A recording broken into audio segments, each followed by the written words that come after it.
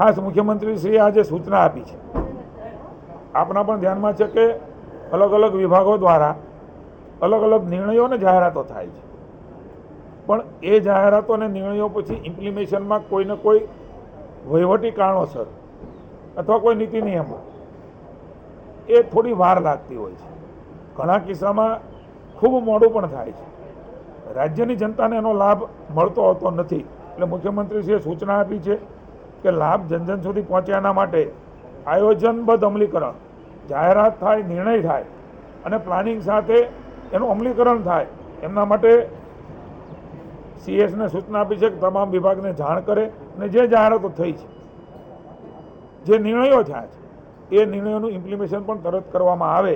એ રાજ્યની જનતાના હિતમાં ખૂબ મોટી નિર્ણય એ આજે મુખ્યમંત્રીશ્રીએ લીધો છે. કમોસમી વરસાદ, પૂર, વાવાઝોડું, કુદરત એ સમગ્ર વર્ષ દરમિયાન ગુજરાત અને આપણા કિસાન ઉપર રૂઠી હોય એ પ્રકારે વર્ષ દરમિયાન તમે મેં જોયું છે.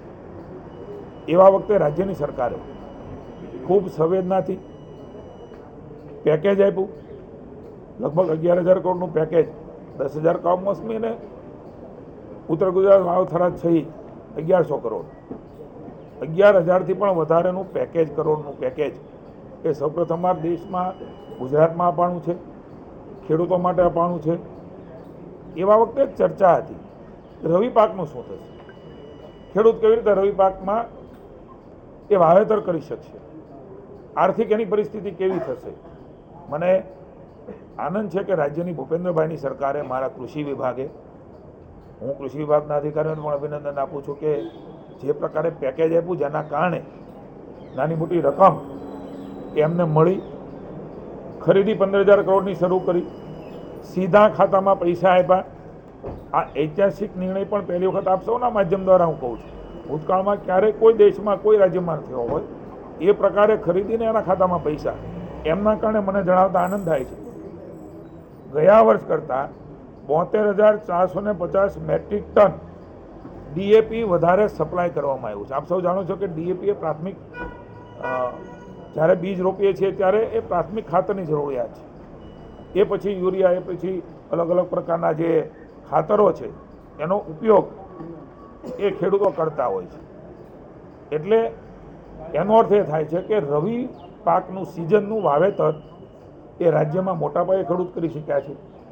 એક ચર્ચા એવી હતી કે શું કરશે, એના બદલે આનંદ છે કે ખેડૂતને બેઠો કરવા માટે રાજ્યની સરકારે એમની બાજુમાં રહી અને એમના કારણે થોડી મોટી ફળશ્રુતિ મળી છે. એટલું જ નહીં, આગામી 15 દિવસનું મારા વિભાગે પ્લાનિંગ કર્યું છે મુખ્યમંત્રીશ્રીની સૂચનાથી.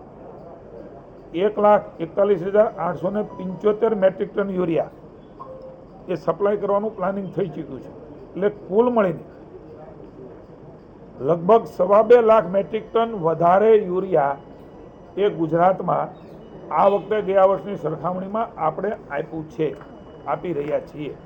એટલે રવિ સિઝન એ ખૂબ સારી આપણી જવાની છે. ખેડૂતોને એમાંથી નાની મોટી એની મહેનતની કમાણી પણ થશે. ઈશ્વરને આપણે પ્રાર્થના કરીએ કે બરાબર રીતે ઈશ્વર પણ એમાં આપણને આશીર્વાદ આપે. ભારત સરકાર દ્વારા એમએસપી પ્રાઇસથી અલગ અલગ ખરીદીઓ, ખેડૂતોની જણસ એ ખરીદી થઈ રહી છે. ચણા, તુવેરો એ હવે પાકવાની છે ત્યારે 8,000 પ્રતિ ક્વિન્ટલ એ ભાવ ભારત સરકારે જાહેર કર્યો છે. ખેડૂતને સપોર્ટ મળે એટલે સપોર્ટ પ્રાઇસ એ કેન્દ્ર સરકારમાંની નરેન્દ્રભાઈના માર્ગદર્શન નીચે આ વ્યવસ્થાઓ બની છે, જે પહેલી વખત છે એમએસપી પ્રાઇસથી ખરીદીઓ થવાનો. એનો લાભ એ ખેડૂતોને મળી રહ્યો છે. એટલે નરેન્દ્રભાઈ પછી આ પ્રકારની ખરીદી શરૂ થઈ છે. એનો ભાવ પણ મેં આપને જણાવ્યો. કેન્દ્ર સરકારની સૂચના મુજબ મને કહેતા આનંદ છે કે 100% જથ્થો એ તુવેરનો ખરીદવાનો નિર્ણય એ કેન્દ્ર સરકાર નરેન્દ્રભાઈના માર્ગદર્શન રીતે રાજ્યની ભૂપેન્દ્રભાઈ અને હર્ષભાઈની સરકાર દ્વારા લેવાયો છે.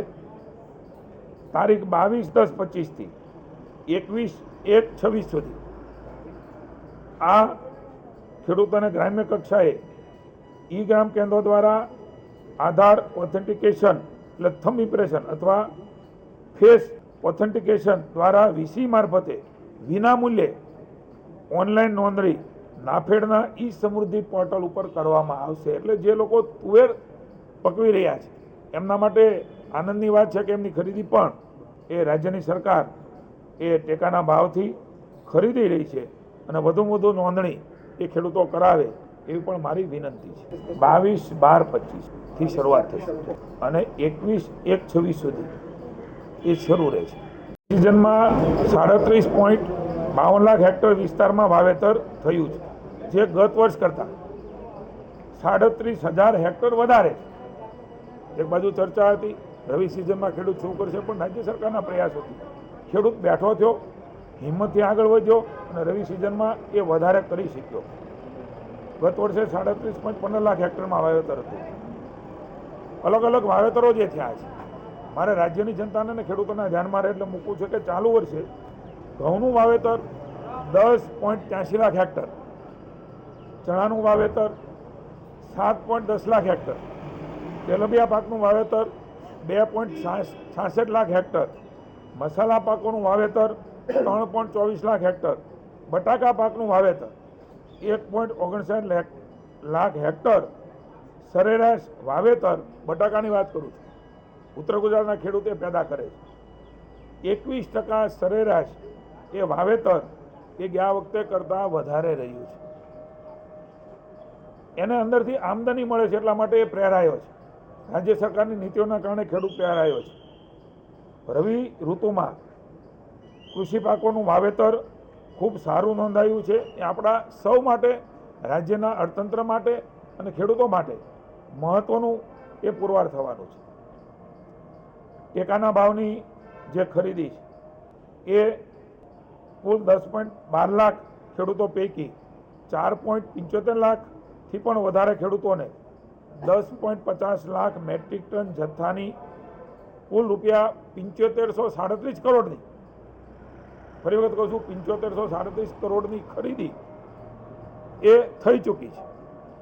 જે પૈકી 2.18 લાખથી પણ વધુ લાભાર્થીઓ એટલે 2.25 લાખ ખેડૂતોને એના ખાતામાં 34.68 કરોડ રૂપિયા સીધા જ એમના ખાતામાં નરેન્દ્રભાઈ જે પ્રકારે ડાયરેક્ટ ખાતામાં જમા કરવાનો નિર્ણય કર્યો, વચેટિયાઓ કોઈ નહીં, કોઈ વ્યક્તિ સીધો હું તને અપાવીશ અને દલાલી કરે, એ ભૂતકાળની વિપક્ષની સરકારોમાં થતું હતું. નરેન્દ્રભાઈએ આ દેશની જનતા માટે જે ડાયરેક્ટ બેનિફિશિયર છે એના ખાતામાં ટ્રાન્સફર કરવાના નિર્ણયના કારણે આ શક્ય બન્યું છે. રાહત પેકેજ પણ અત્યાર સુધીમાં 23.18 લાખ ખેડૂતોને ઓનલાઈન 6890 કરોડ રૂપિયાના બિલો એ તૈયાર થઈ ગયા છે. એનો અર્થ એવો થાય છે કે 24-48 કલાકની અંદર 6890 કરોડ રૂપિયા એ સીધા ખેડૂતના ખાતામાં, સૌથી મોટું કૃષિ રાહત પેકેજ, ઐતિહાસિક પેકેજ અને ખૂબ ઝડપથી આપવાનું પણ નિર્ણય એ થયો. એનો સીધો બેનિફિટ એ ખેડૂતોને થવાનો છે. 17.92 લાખ ખેડૂતોને આજ દિન સુધીમાં 5330 કરોડથી વધુની સહાય ડાયરેક્ટ એમના ખાતામાં જમા થઈ ચૂકી છે.